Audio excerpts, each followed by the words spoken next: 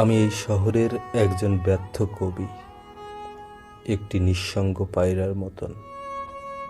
আমার জীবন কাটছে সঙ্গীবিহীন, মোহহীন, মায়াহীন, ভালোবাসাহীন। একটি তরুণী তার পোষা বিড়ালটিকে যতটুকু যত্ন করে, ততটুকু যত্ন করার মানুষ আমার নেই।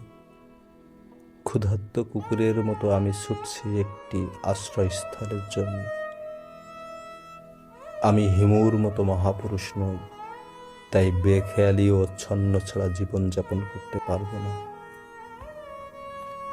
আমি তোমাকে খুব করে চাই, খুব মানে খুব। তোমার দুটো গালে হাত বুলিয়ে আদর করতে চাই, তোমার চুলের খোপায় বেলি ফুলের গাঁথা মালা পরিয়ে দিতে চাই। আমি খুব করে চাই শীতের সকালে তোমাকে বুকে নিয়ে হাঁটি।